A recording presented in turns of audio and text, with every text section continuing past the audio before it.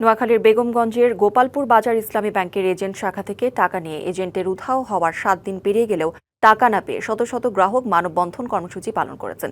দুপুরে বেগমগঞ্জের গোপালু বাজারে এজেন্ট ব্যাংকের সামনে মানববন্ধন হয়। ক্ষুব্ধ গ্রাহকরা জানান, গত 1 মে ইসলামী ব্যাংক এজেন্ট জামায়াত কর্মী ইশফাক ইয়াসিন গ্রাহকের টাকা নিয়ে উধাও হয়ে যায়। প্রাথমিকভাবে ধারণা করা হচ্ছে আত্মসাৎ করা টাকার পরিমাণ 2 কোটি টাকার বেশি হবে। ঘটনার 7 দিন পেরিয়ে গেলেও ইসলামী ব্যাংক কর্তৃপক্ষ গ্রাহকদের টাকা ফেরতের বিষয়ে কোনো সদুত্তর দিচ্ছে না, বরং তাদের নানাভাবে হয়রানি করছে।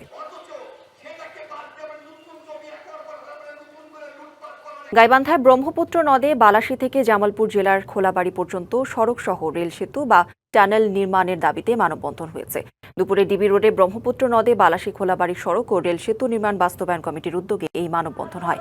এতে বক্তারা বলেন, বালাসী থেকে জামালপুরের খোলাবাড়ি পর্যন্ত সড়ক ও রেল সেতু কিংবা টানেল নির্মাণ করা হলে গাইবান্ধা ও জামালপুর জেলার মধ্যে সরাসরি যোগাযোগ স্থাপিত হবে। এতে উত্তরাঞ্চলের মানুষের যাতায়াত সহজ হওয়ার পাশাপাশি ব্যবসা বাণিজ্য ও অর্থনৈতিক কর্মকাণ্ডের প্রসার ঘটবে। নগদ নিয়ে এলো হার না মানা হার অফার। সর্বনিম্ন 10,000 টাকা রেমিটেন্স নগদে পাঠালে থাকছে স্বর্ণের হার জেতার সুযোগ।